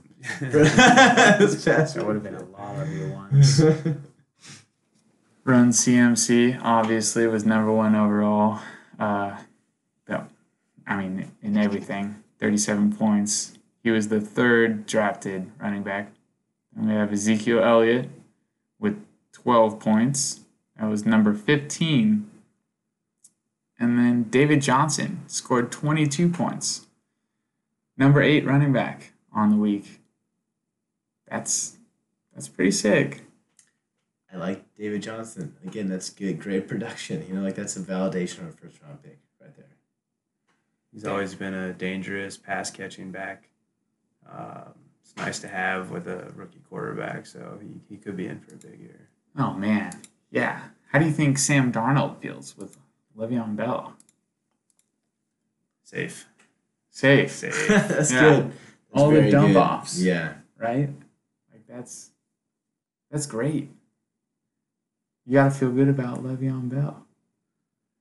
Yeah, man. I thought that he was going to go at 5. Thought O'Malley was going to take him. Mm-hmm. When I tried to steal O'Malley's draft slot day of, I had Le'Veon Bell in mind. Didn't work for a second. You guys caught me. Got Le'Veon Bell anyway. I got away with it. That's funny as fuck. I forgot that happened. You wrote your name in. Yeah. Oh, man. So that'll be an interesting move this year. We need to catch Stu up on this. Can one of you please tell the story? So obviously we go through our Saturday festivities. We determine the draft order. 2 members of the league do 5-minute plus wall sits. It's ridiculous. One of them was, victorious. The other was not.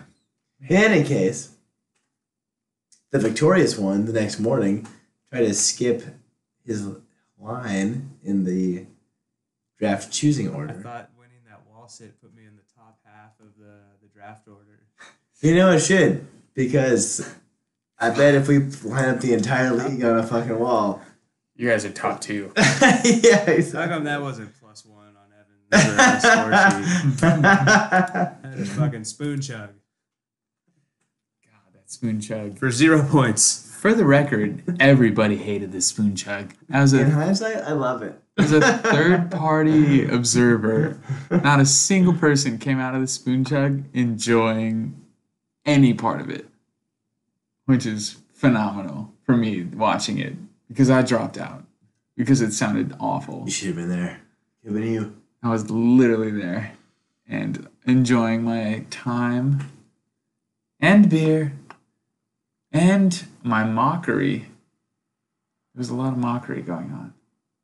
Anyways, we're finishing it up with the tight ends because kickers don't matter and who cares about defense. Let's get rid of kickers. No, I like the kicker. Kicker stays. Pro kicker. There we go. 2 out of 3 is decided. All right, kicker Just stays. decided. I'm For the going next back to a decade. single Okay. voice on this podcast. I can preach all the propaganda that I want. Top 5 tight ends this week. Evan Ingram with 23 points. Hockencock with 22. Cock and cock. We got Mark Andrews with 20. Not surprising. Good pay Pebs. Yeah, man, I liked Mark Andrews. I was pretty bummed about myself not taking Mark Andrews. Yeah. Taking Hunter Hurst Henry. He'll be fine. He'll be fine. Yeah. Anyways, we got Delaney Walker, number 4 with 20. And then a blast from the past. You guys want to guess who's number 5? Vernon Davis. Fucking. Again, not looking.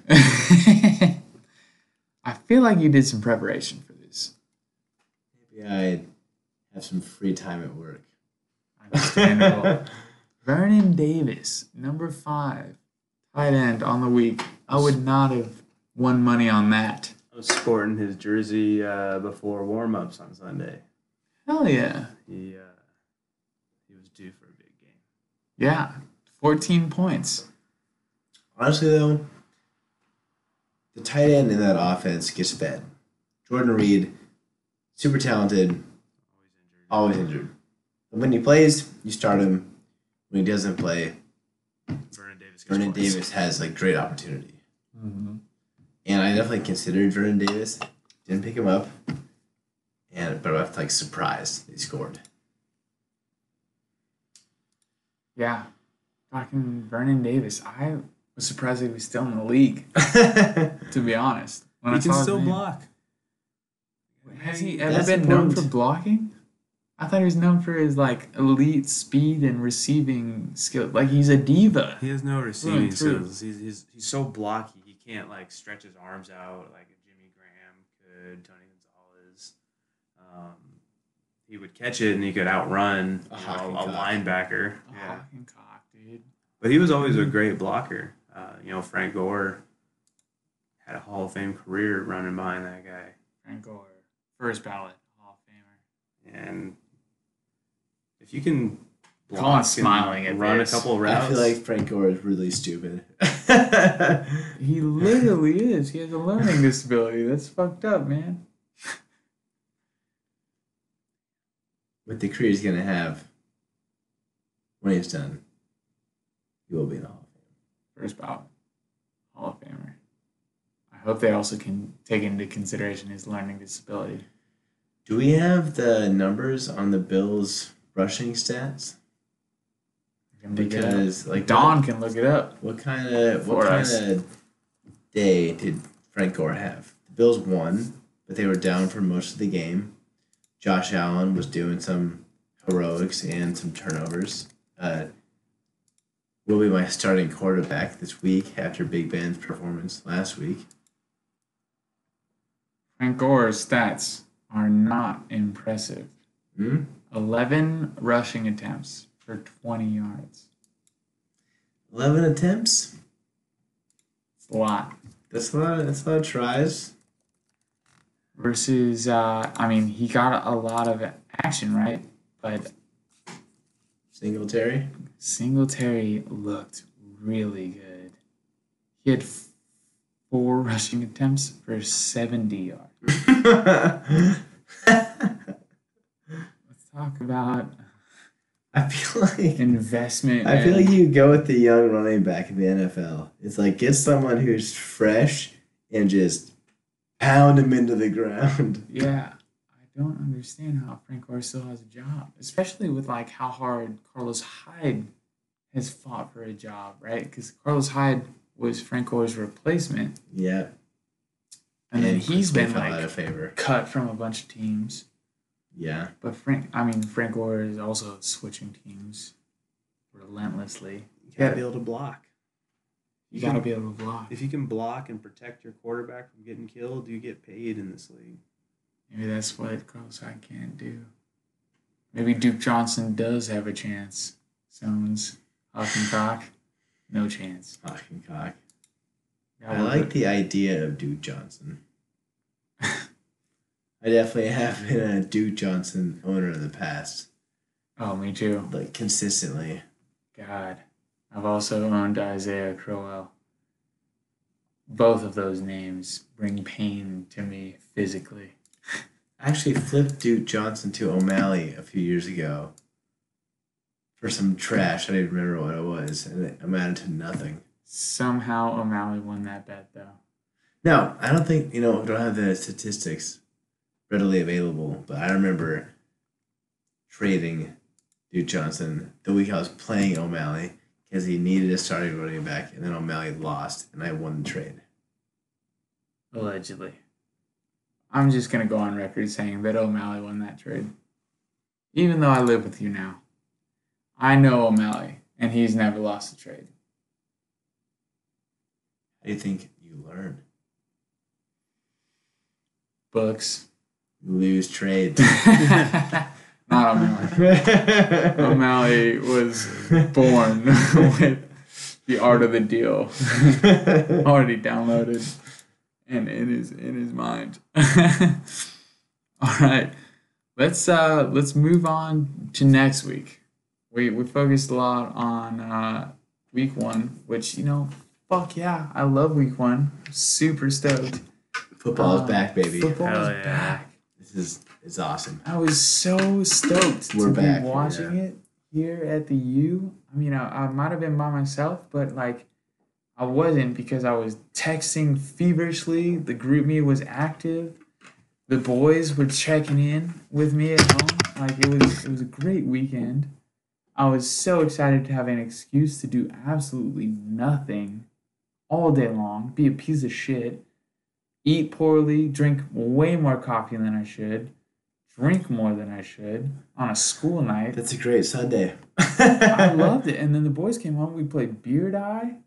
I mean, we barbecued. Yes. It was great. We had a phenomenal Sunday. The beginning of full disclosure, I filmed some content for the Aviators Sunday morning, so I missed the first half of all the morning games. And it was real weird, kind of lame. I had the opportunity to go watch the Colts-Chargers game live with Eric Ebron's cousin. And I could have met him in person, but I chose Aviators instead. This is news. News to the world. I'd committed to filming the Aviators content before I got the invite for the behind-the-scenes tour of the Los Angeles Galaxy Stadium. Maybe if you would have went to that tour, Ebron would have got more than 3.8 points. I don't know if you know, but there was a questionable call against him on a bobble. He was on the negative side of a review call. Sounds like the Chargers won. The Chargers did win. Yeah, definitely. And I was cheering for the Chargers. But if I was there, God, I would have been wearing a Colts jersey. You for sure should have gone. Missed opportunity. Yeah, you for sure should have gone. I could have met Jacoby Brissett in person and had a little sound clip for this podcast, and I didn't do it. That actually would be amazing. Oh my God, NFL players sound clip. All right, everyone is tasked for if you this entire season, if by random chance somehow you run into an NFL player, even how obscure that person is, okay? Hunter Renfrow, watch out for him. Yes, in Oakland. That fuck. Yeah, guys, an average white dude. Get a plug for this podcast. Best friends hanging out. Actually, it's super funny you say that because when I was coming back from Singapore, I was in the San Francisco airport and I was looking for food. There was no food for like forever. It was just a bunch of fast food joints. But there was this stupid ass San Francisco Giants clubhouse. Ugh. It was like a restaurant style thing. And I mean, I have $60 to spend per day. So I was trying to spend some money. And I knew that this sucky ass Giants clubhouse would have some expensive like bullshit, right? Like, yeah. so I'm like, fuck it. Like I'm gonna blow. Just expensive at Dodger Stadium too, you know. Oh god, yeah, it's way expensive. But I'm in an airport, right? And like this is a San Francisco Giants. Yes, that's a bonus. Yeah, you're doubling That's a multiplier. down. You got the airport, multiplier, airport, and the San Francisco Giants. Fuck it. There's like jerseys on the wall and shit. So I sit down. I'm by myself.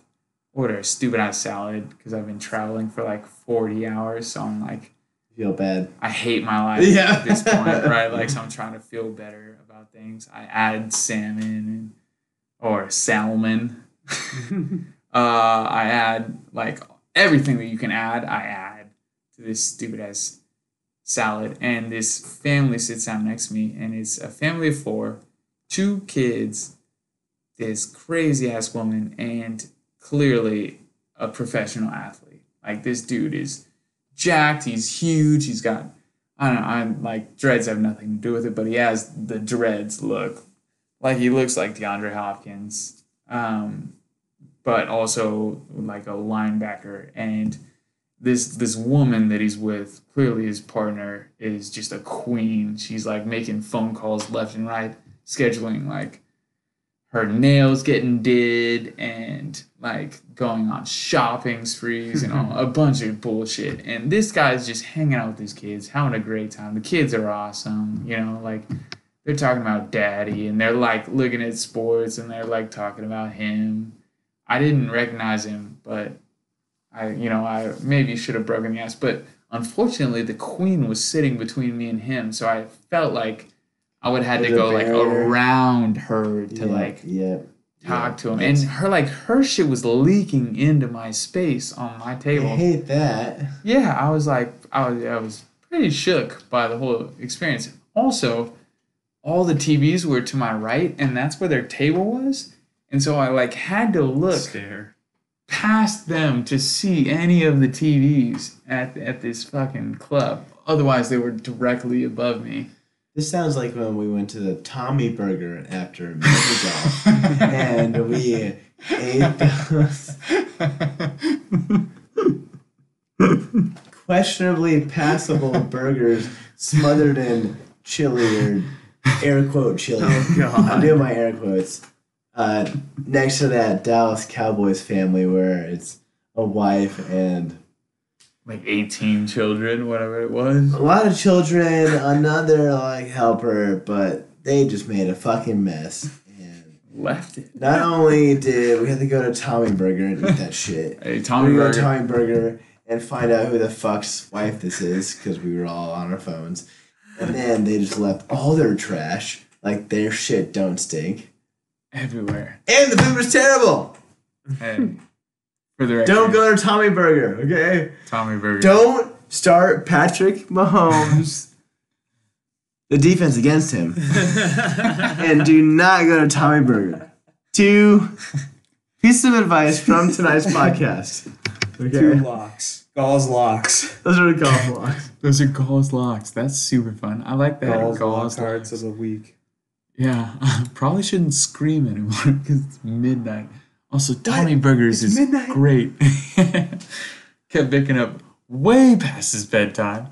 My picks for week 2.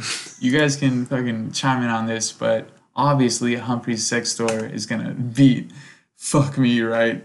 Like that's just a clear pick. Like Vegas is taking no L's on this one. Nobody's betting on poor Colin I Gall. think no one's betting on Fuck Me Right, and I think that They are right. It's uncontrollable. Fuck me, right? You are right. Yeah. You bet against your boy DeAndre Hopkins, and now you're gonna fall to him twice this season. I'm choosing locked, cocked, and loaded. God, with the Trump avatar over Kaimi maybe. I mean, you got a lucky victory. No, lucky loss. You were supposed to win, but you just fucked up. Sonny Michelle, he's gonna feast on Miami though. That's kind of terrifying. And Matt Breida is starting. Yeah, okay. Well, hopefully locked, cocked, and loaded. This could be the matchup of the week. Actually, I'm nominating this for the matchup of the week because this is fun. After two matchups, this is the nomination.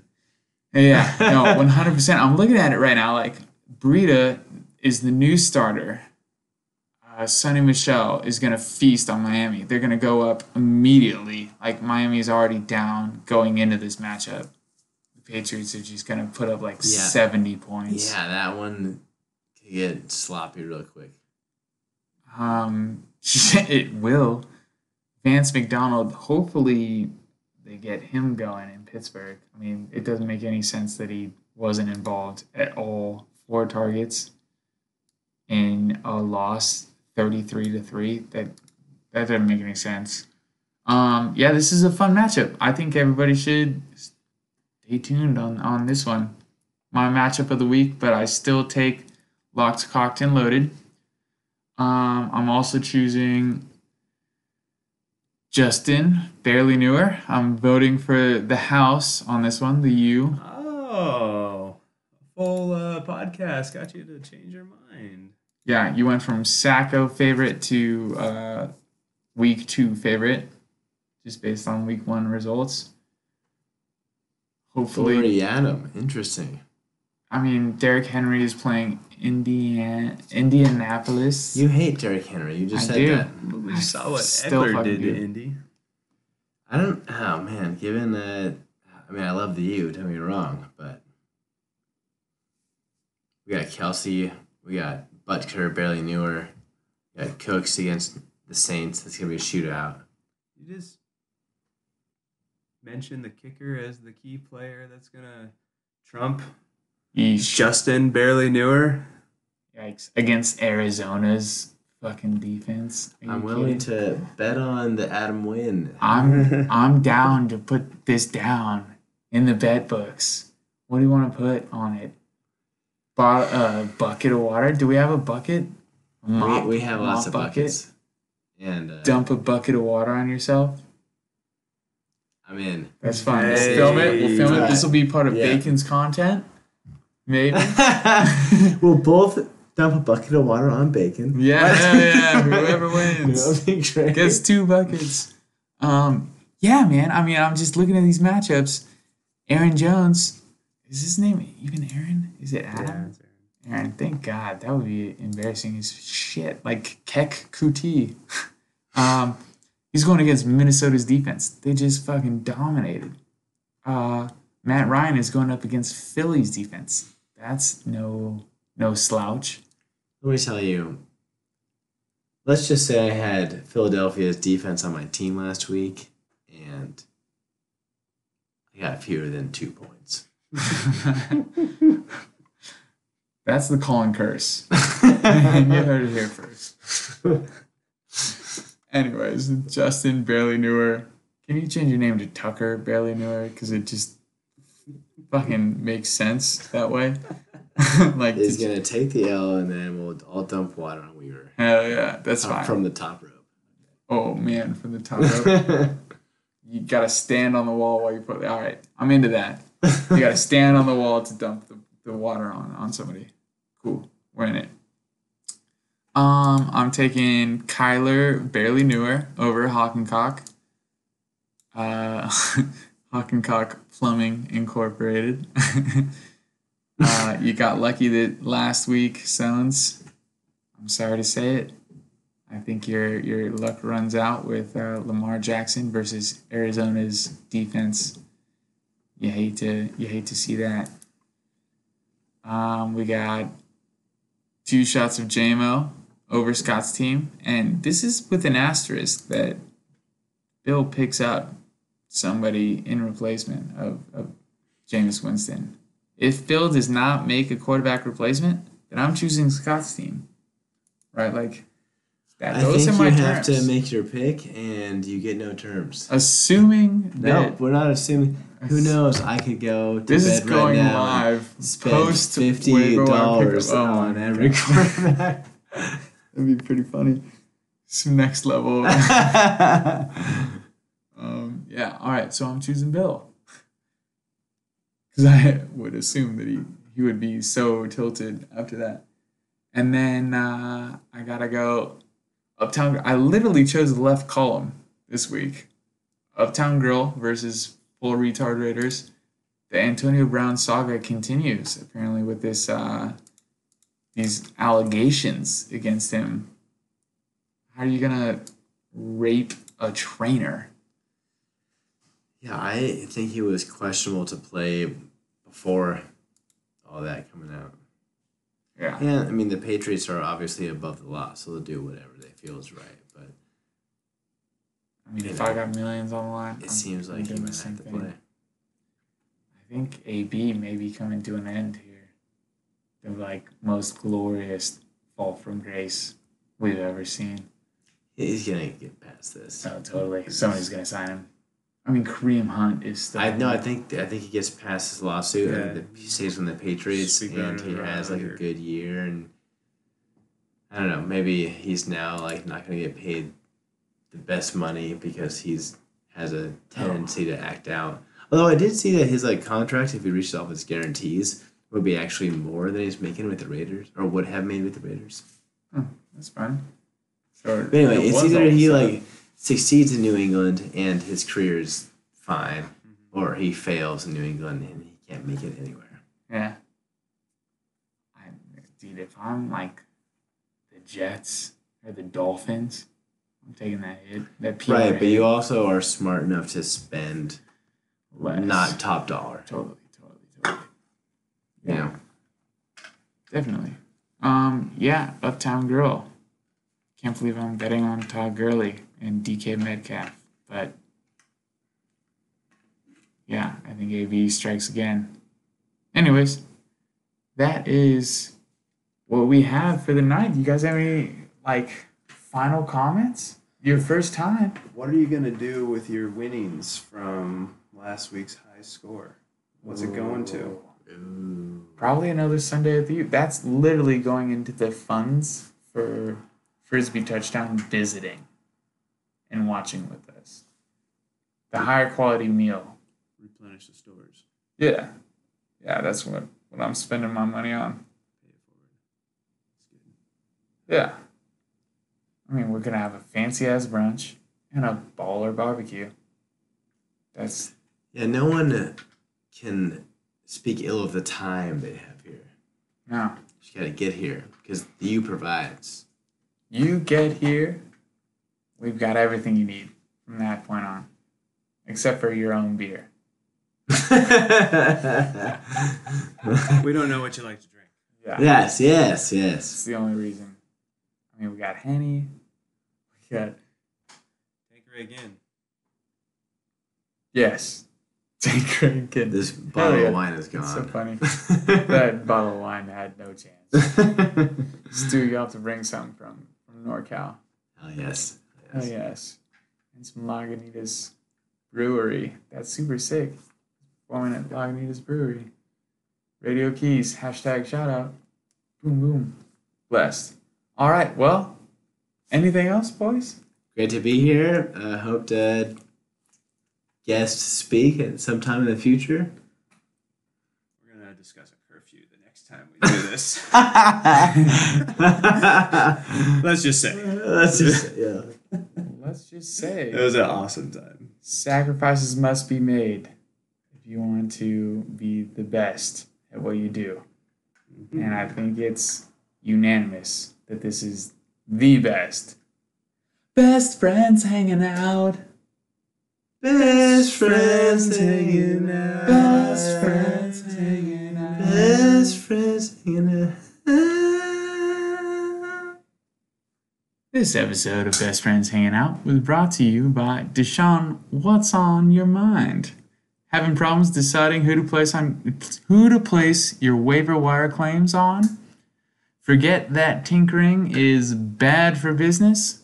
With Deshaun Watson, your mind is a 24/7 hotline to reason. Call anytime, ask the most ridiculous questions, judgment free, and you will hear the voice of reason. Call Deshaun Watson, your mind, today. This has been another great episode of Best Friends Hanging Out. Later. Good night.